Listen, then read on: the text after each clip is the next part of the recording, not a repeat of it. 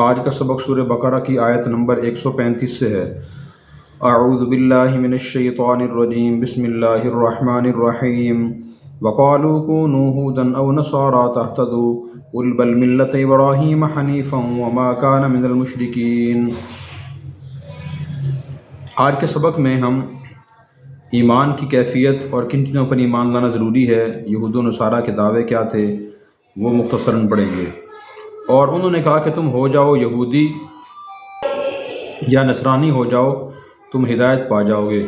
فرما دیجئے بلکہ ہم تو ابراہیم کی ملت کی پیروی کریں گے جو یکسو تھے اور وہ شرک کرنے والوں میں سے نہیں تھے۔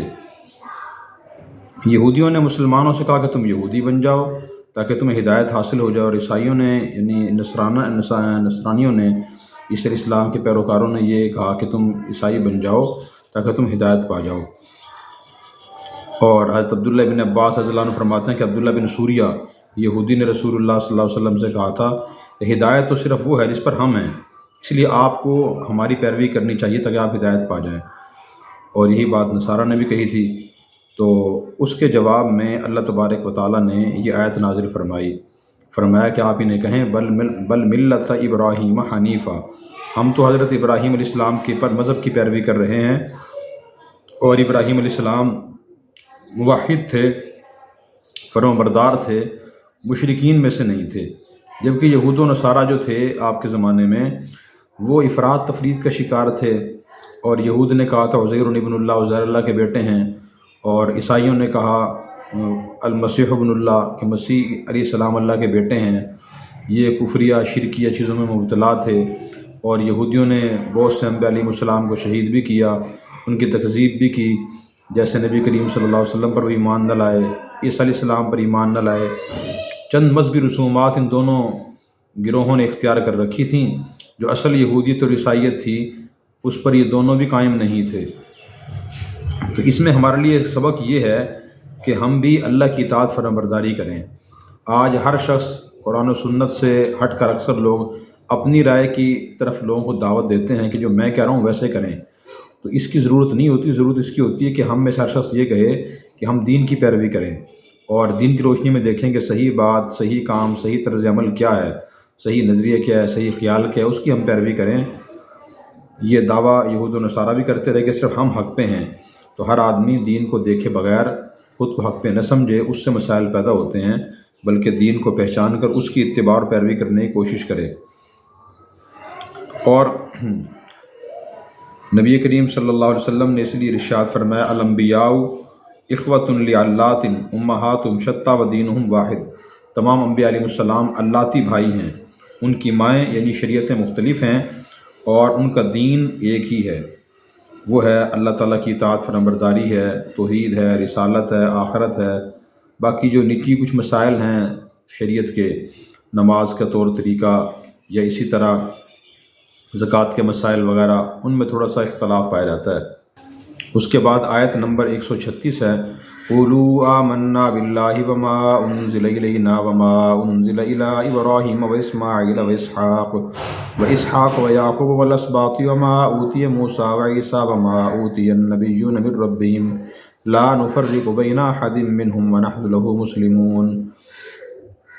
تم کہہ دو کہ ہم اللہ پر ایمان لائے اور اس پر جو ہماری طرف اتارا گیا، اور اس پر بھی جو اتارا گیا ابراہیم اور اسماعیل اور اسحاق اور یعقوب اور اولاد کی طرف، اور جو دیے گئے موسیٰ اور عیسیٰ، اور جو دیے گئے انبیاء ان کے رب کی طرف سے، ہم ان میں سے کسی کے درمیان بھی تفریق نہیں کرتے، فرق نہیں کرتے، اور ہم اسی کے فرمانبردار ہیں۔ تو اللہ تعالیٰ نے مسلمانوں سے فرمایا کہ آپ یہود و نصارہ سے کہیں کہ جو کچھ اللہ نے نازل کیا ہے، خواہ ہمارے نبی صلی اللہ علیہ وسلم پر نازل کیا یا ابراہیم علیہ السلام پر نازل کیا، اسماعیل علیہ السلام، اسحاق علیہ السلام، یعقوب علیہ السلام، اور یعقوب علیہ السلام کی جو اولاد ہے ان کو اسباط کہا جاتا ہے۔ اسباط سبت ان کی جمع ہے، سبت کا معنی ہوتا ہے پھیلنا۔ تو حضرت یعقوب علیہ السلام کے 12 بیٹے تھے، اور وہ 12 بیٹے پھیلے ہیں، ان سے 12 قبائل بنے بنی اسرائیل کے۔ تو ان میں سے جو انبیاء علیہ السلام تشریف لائے ہیں، جیسے موسیٰ علیہ السلام، عیسیٰ علیہ السلام، بلکہ اکثر انبیاء علیہ السلام حضرت یعقوب علیہ السلام کی اولاد میں سے ہی آئے ہیں، ابراہیم علیہ السلام، یعقوب علیہ السلام کی اولاد میں سے۔ ان کے علاوہ صرف 10 پیغمبر ہیں جن کی اولاد میں سے نہیں آئے۔ تو ہمارا سب پر ایمان ہے، اور سب پر ایمان کا مطلب یہ ہے کہ جو سابقہ انبیاء علیہ السلام کی کتابیں، صحیفے اور شریعتیں ہیں ان پر اجمالاً ایمان ہے کہ جو کچھ اللہ نے نازل کیا وہ حق ہے اور وہ اپنے وقت میں قابل عمل تھا۔ البتہ نبی کریم صلی اللہ علیہ وسلم کی تشریف آوری کے بعد، قرآن کریم نازل ہونے کے بعد پہلی کتابیں، صحیفے منسوخ ہو چکے ہیں، پہلی شریعتیں منسوخ ہو چکی ہیں، اب ان پر عمل کرنے کی اجازت نہیں ہے۔ قرآن کریم پر اور قرآن کریم کی آیات پر تفصیلاً ایمان لانا ہم ایمان رکھتے ہیں۔ اس کا مطلب یہ ہے کہ جو اللہ نے احکام ہمیں دیے ہیں ان کو جاننا اور ان پر ایمان لانا اور ان پر عمل کرنا ضروری ہے۔ البتہ فرق دونوں میں یہ ہے، اجمال اور تفصیلی ایمان کا، ورنہ ہم تمام انبیاء علیہ السلام پر، ان کی شریعتوں کے برحق ہونے پر ایمان رکھتے ہیں۔ پھر فرمایا کہ ہم کسی فرق نہیں کرتے۔ فرق کا مطلب یہ ہے کہ جیسے یہودی حضرت عیسیٰ علیہ السلام کو پر ایمان نہیں لاتے، نبی پاک صلی اللہ علیہ وسلم پر ایمان نہیں لاتے، عیسائی نبی پاک صلی اللہ علیہ وسلم پر ایمان نہیں لاتے، اس طرح ہم فرق نہیں کرتے، بلکہ ہم تمام انبیاء علیہ السلام کو اللہ کے نبی مانتے ہیں، ان کی کتابوں کو آسمانی کتابیں مانتے ہیں، برحق مانتے ہیں، ہم فرق نہیں کرتے۔ یہ بھی دیکھیں اسلام کی وسعت ظرفی ہے۔ اسلام صرف یہ نہیں کہتا کہ اپنے پیغمبر پر ایمان لے کر آئیں، اپنی کتاب پر ایمان لائیں، نہیں، اسلام یہ کہتا ہے تمام انبیاء علیہ السلام پر، انہیں کتابوں پر ایمان لانا ضروری ہے۔ اگر کوئی مسلمان خدا نہ خواستہ کسی ایک پیغمبر پر بھی ایمان نہیں لاتا، یہ کہتا ہے موسیٰ علیہ السلام کو معاذ اللہ کہتا ہے میں اللہ کا پیغمبر نہیں مانتا، تو مسلمان نہیں ہوگا۔ تو اس طرح ہم فرق نہیں کرتے، اور لیکن فرمانبردار ہم اللہ کے ہیں، اللہ کی فرمانبرداری کر رہے ہیں۔ اس سے یہ بات سمجھ آتی ہے کہ ایک آدمی کو مذہبی تعصب میں یا خاندانی عصبیت میں مبتلا نہیں ہونا چاہیے۔ وہ یہ کہے کہ ہمارا خاندان، ہمارا سلسلہ، ہمارا جو دائرہ کار ہے وہی صحیح ہے، باقی سب غلط ہیں۔ اسلام اس کی اجازت نہیں دیتا۔ جو اچھائی جہاں جہاں نظر آئے اسے اسلام ماننے کی ترغیب دیتا ہے۔ اس کے بعد آیت نمبر 37 ہے، فَإِنْ آمَنُوا بِمِثْلِ مَا آمَنْتُمْ بِهِ فَقَدِ اهْتَدَوْا وَإِنْ تَوَلَّوْا فَإِنَّمَا هُمْ فِي شِقَاقٍ فَسَيَكْفِيكَهُمُ اللَّهُ وَهُوَ السَّمِيعُ الْعَلِيمُ۔ پھر اگر وہ ویسے ایمان لیں جیسے تم ایمان لائے ہو اس پر تو وہ ہدایت پا جائیں گے، اگر وہ منہ پھیر لیں تو یقیناً وہ ضد میں مبتلا ہیں۔ آپ کو اللہ ان کی طرف سے کافی ہو جائے گا اور وہ سب کچھ سننے والا، جاننے والا ہے۔ یہ آیت بہت اہم ہے۔ اس آیت میں اللہ تبارک و تعالیٰ نے ایمان لانے کا طریقہ اور اس کا معیار بتا دیا ہے۔ یہ بتایا کہ دنیا کے لوگ یہود و نصارہ ہوں، مشرکین ہوں، اگر وہ اسی طرح ایمان لائیں جس طرح کہ تم ایمان لائے ہو، یعنی صحابہ کرام، تو وہ ہدایت پا جائیں گے۔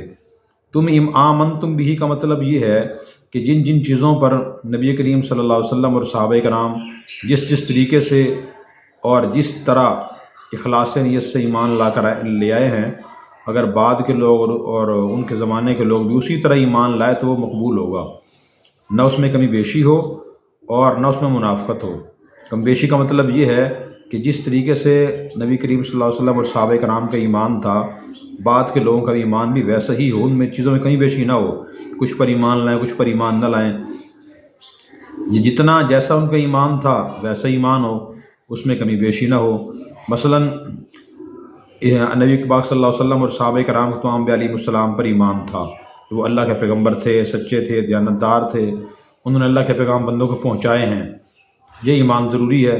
اس میں اگر یہ خدا نہ خواستہ اضافہ کر دیا جیسے یہودیوں نے کہا عزیر ابن اللہ، عزیر اللہ کے بیٹے ہیں، اللہ کے پیغمبر تھے وہ، تو مقام سے بڑھا دیا تو یہ غلط ہے اور ایسا ایمان معتبر نہیں ہے۔ اور نصارہ نے کہا مسیح ابن اللہ، عیسیٰ علیہ السلام اللہ کے بیٹے ہیں، نبوت کے مقام سے بڑھا کر خدا کے مقام تک پہنچا دیا تو یہ بھی غلط ہے، ہمیں اس کی اجازت نہیں ہے۔ اسی طرح جنت، جہنم، قیامت، تقدیر پر ایمان لانا ضروری ہے۔ کہ آدمی خدا نہ خواستہ میں کسی ایک چیز کو نہ مانے تو وہ اس کا ایمان معتبر نہیں ہوگا۔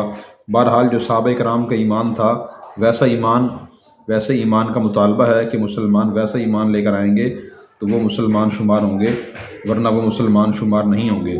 پھر فرمایا اگر وہ لوگ منہ پھیرتے ہیں، ضد میں مبتلا ہیں، تو آپ پریشان نہ ہوں، اللہ آپ کی کفایت کرے گا ان کے مقابلے میں۔